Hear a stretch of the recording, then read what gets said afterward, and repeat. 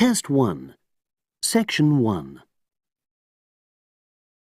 You will hear a woman being interviewed by a market researcher in a health club about her membership of the club. First, you have some time to look at questions 1 to 5.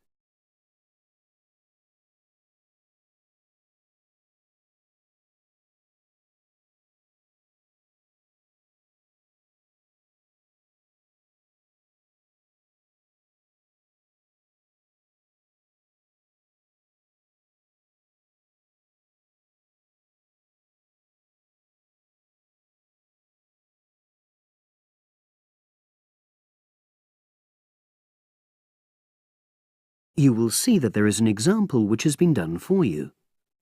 On this occasion only, the conversation relating to this will be played first. Oh, excuse me.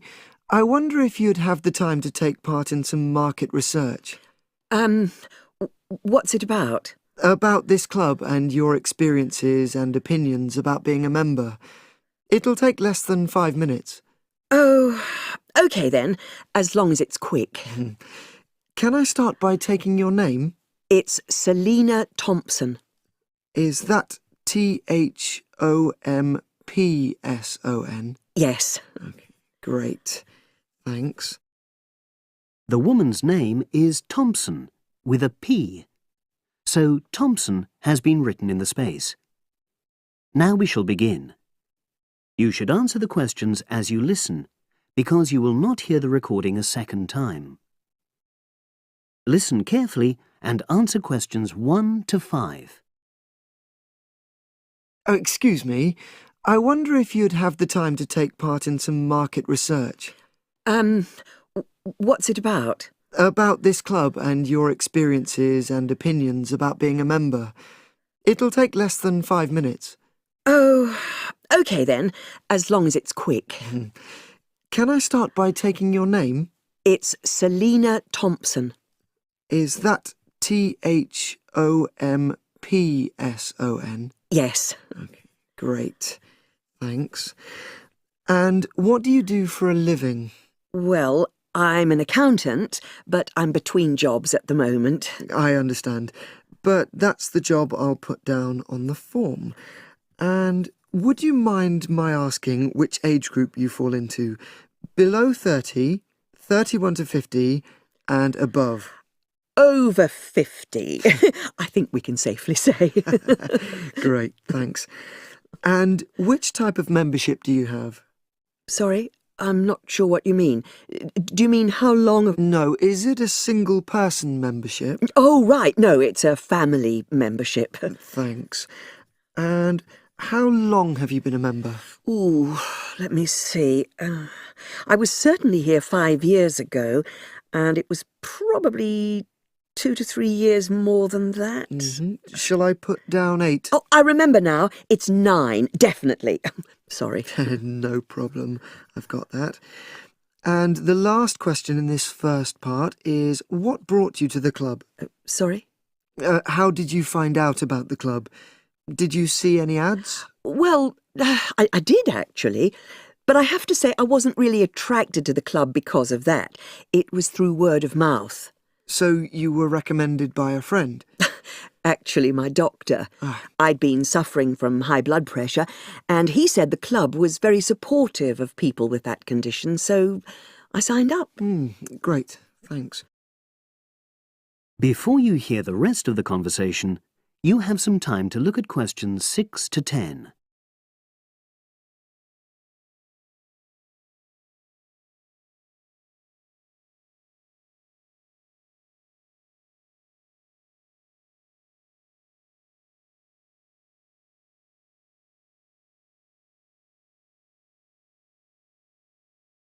Now listen and answer questions 6 to 10. Now, for the second part of the form, I want to ask a bit more about your experience of the club. Sure. How often would you say you use the club? It varies enormously, depending on how busy I am. Of course. But on average, per month? I'd say it averages out at twice a week.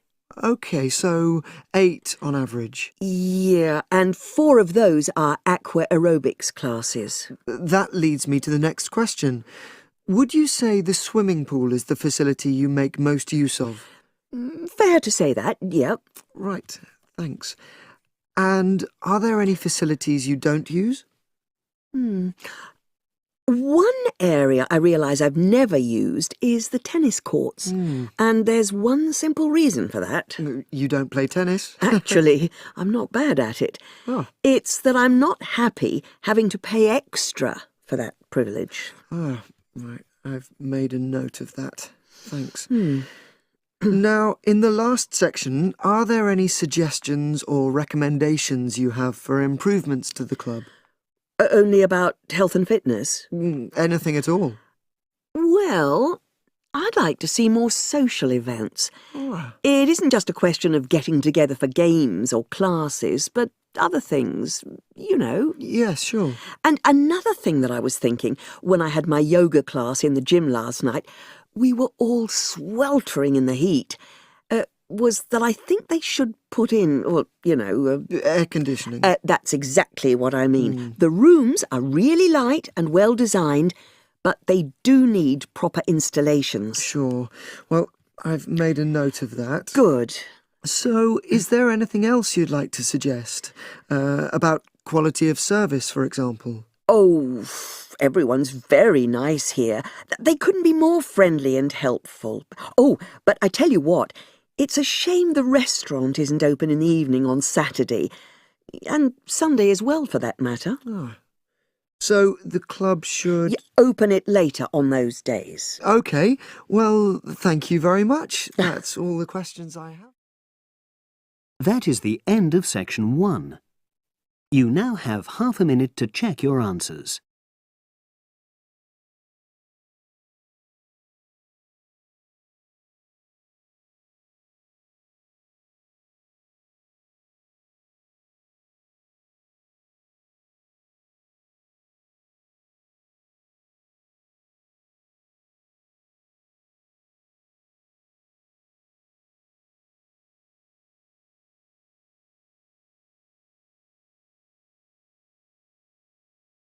Now turn to section 2.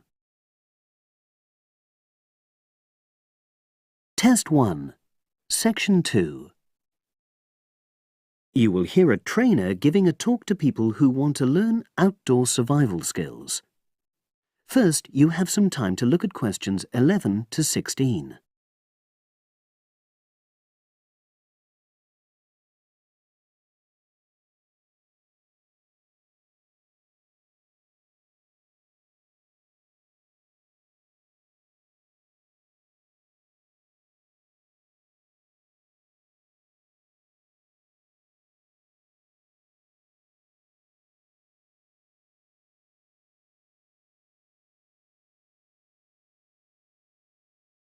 Now listen and answer questions 11 to 16. Good morning, everyone, and welcome to our outdoor survival program. As you know, this week you'll be learning some of the basic information and skills you need to look after yourself independently in the outdoors. These first 2 days we'll be based here in the classroom, and then we'll be taking a camping trip to put into practice some of the things you've learned. I'm going to start off with the topic of food. And to start with, I'll describe just 2 methods which we'll be putting into practice at our camp, and which make use of natural resources, the steam pit and the bamboo pot. I've got 2 posters here to make things clearer, and I'll start with the steam pit here. To make this, you'll need some dry sticks, some grass, some loose earth, and some stones. And for this week only, some matches. The first thing you do is to dig a shallow pit in the place you've chosen to do your cooking. Let's say about 25 centimeters deep and 30 centimeters wide. Your sticks have to be a bit wider than the pit because you have to put a line of them along the top from one end of the pit to the other. Before setting light to these, you take some large stones and arrange them on top. Then you start the fire and wait till the wooden platform burns through and the stones fall into the pit. At this point, brush away any pieces of hot ash from the stones. You can use a handful of grass and then take another stick and push it down into the center of the pit, between the stones. After that, you cover the whole pit with a thick layer of grass. And then you can put your food on it, wrapped in more pieces of grass, like parcels. Finally, cover the whole thing with earth. You have to pat it firmly to seal the pit. Then all you have to do is take the stick out and pour a bit of water into the opening that it leaves. It should take about 4 hours for your food to cook, as it cooks slowly in the steam that's created inside the pit. Now you have some time to look at questions 17 to 20.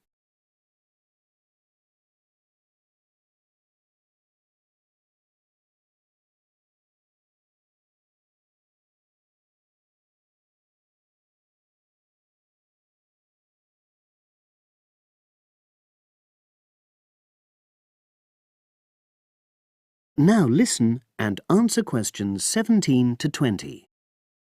So, simple but effective.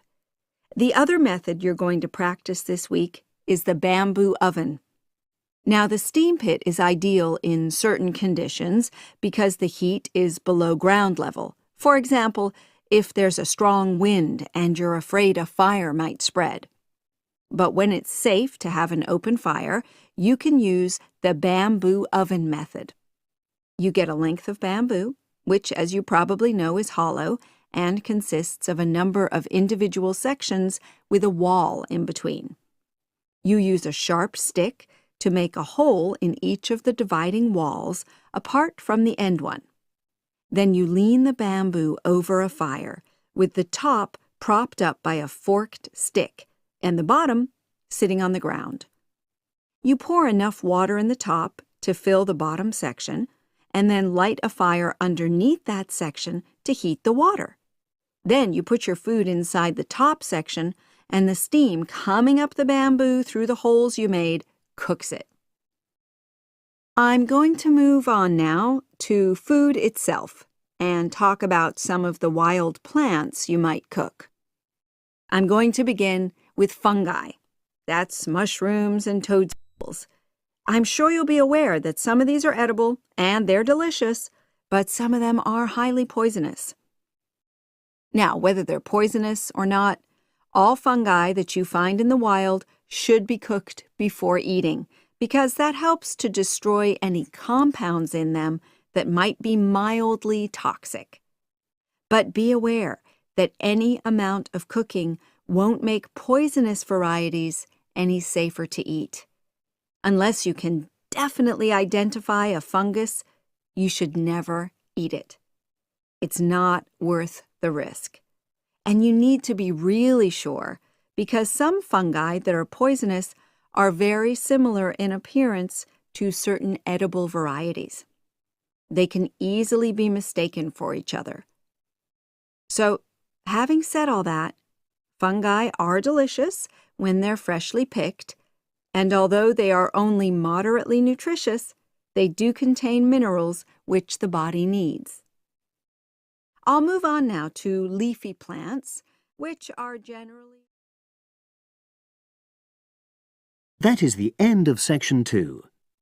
You now have half a minute to check your answers.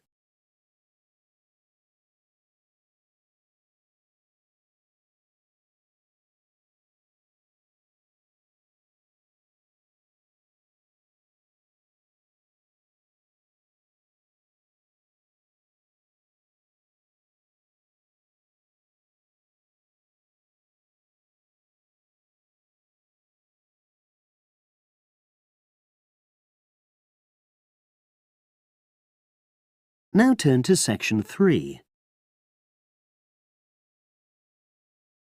Test 1. Section 3. You will hear a woman called Phoebe who is training to be a teacher, talking to her tutor called Tony about research he has done in a school. First, you have some time to look at questions 21 to 25.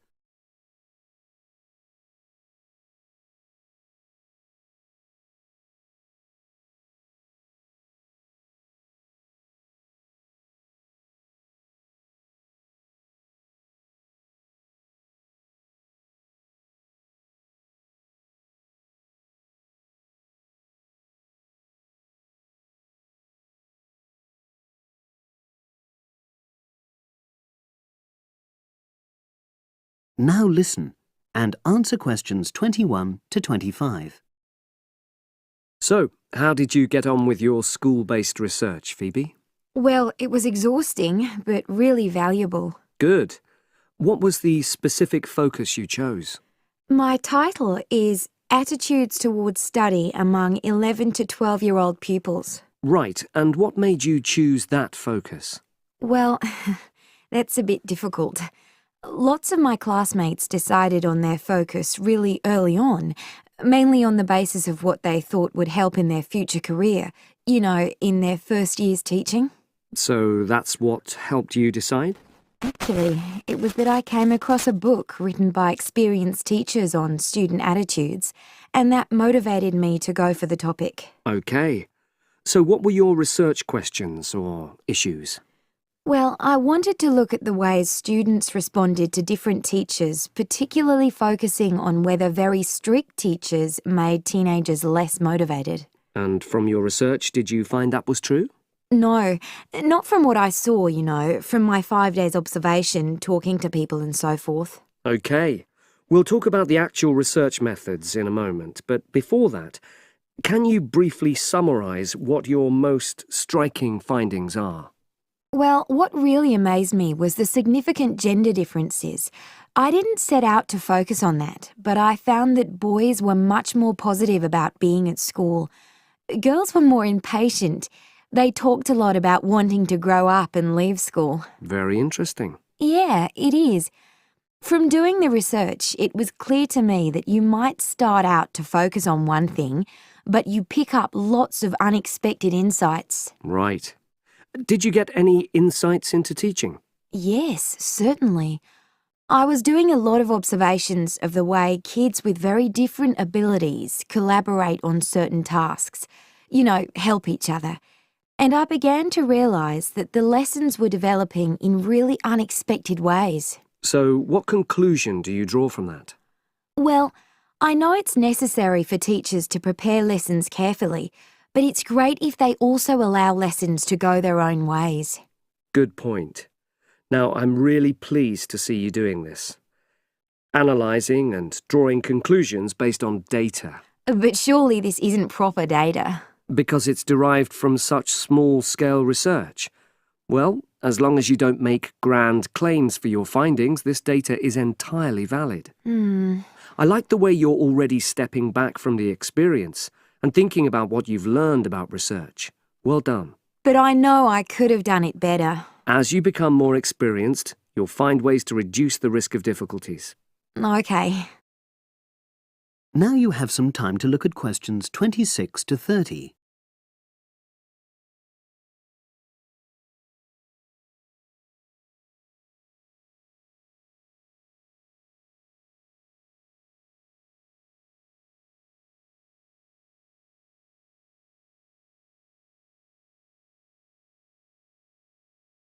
Now listen and answer questions 26 to 30. So, let's look in more detail at how you gathered your data. Let's start with lesson observation. Well, it generally went quite smoothly. I chose my focus and designed my checklist. Then teachers allowed me into their classes without any problems, which surprised me.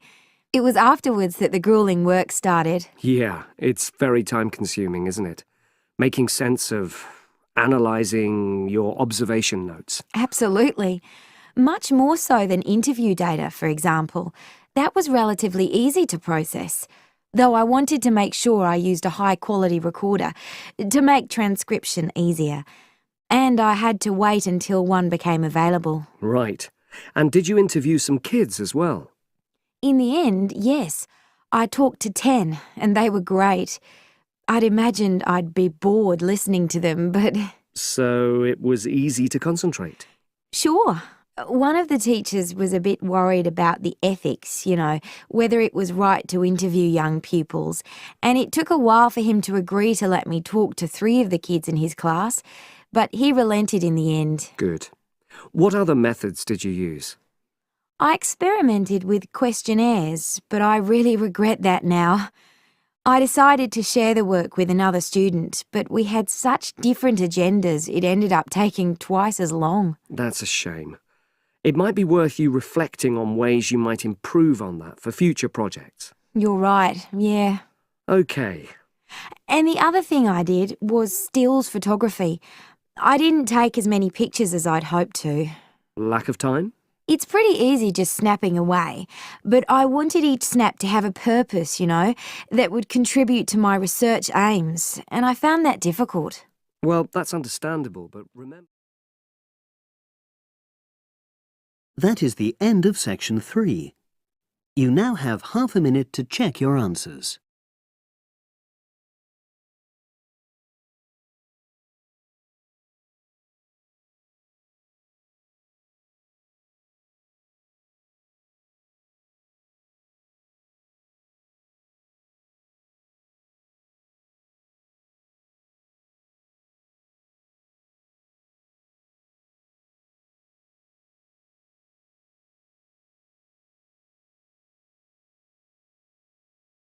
Now turn to section 4. Test 1, section 4. You will hear an environmental studies student giving a presentation about his project on saving an endangered species of plant. Now you have some time to look at questions 31 to 40.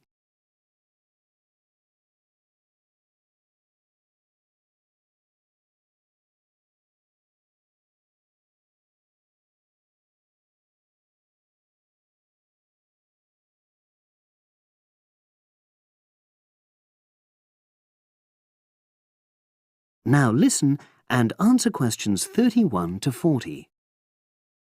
For my presentation, I'm going to summarise what I've found out about efforts to save one plant species, the juniper bush. It once flourished in Britain and throughout the world's temperate zones, but over the last few decades has declined considerably. Before I go on to explain the steps being taken to save it in England, let me start by looking at some background information and why the juniper has been so important in cultural as well as ecological terms, historically and in the present day. Firstly, I want to emphasise the fact that juniper is a very ancient plant.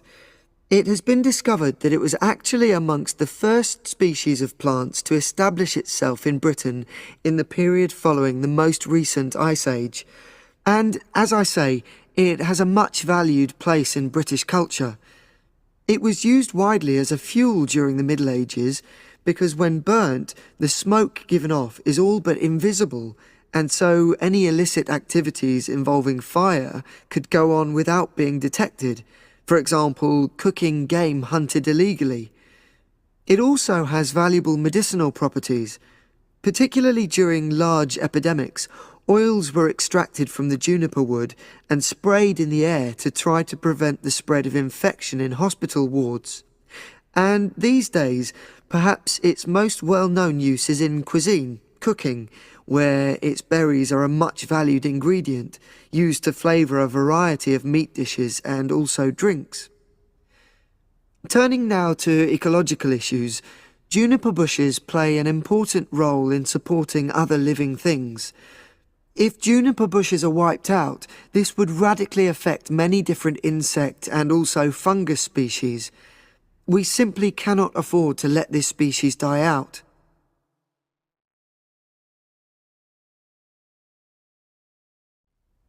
So, why is the juniper plant declining at such a rapid rate?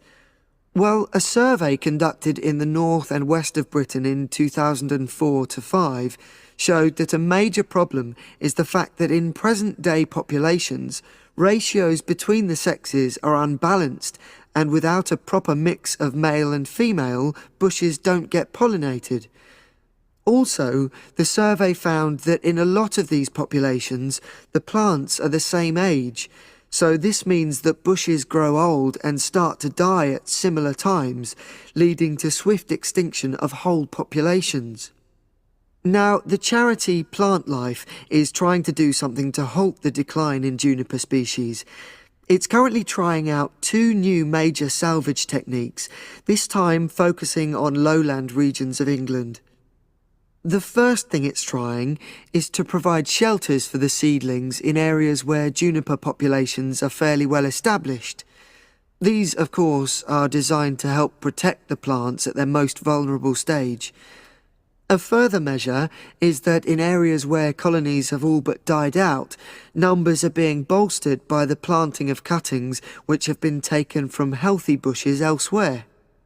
Now, I hope I've given a clear picture of the problems facing this culturally and ecologically valuable plant, and of the measures being taken by Plant Life to tackle them. If anyone has any questions, I'd be happy.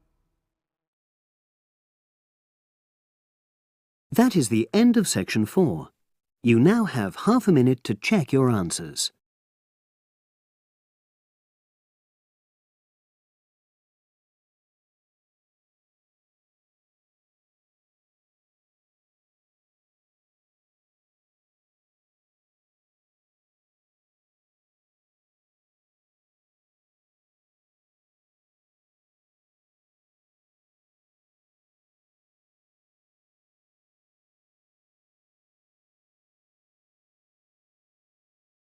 That is the end of the listening test. You now have 10 minutes to transfer your answers to the separate answer sheet.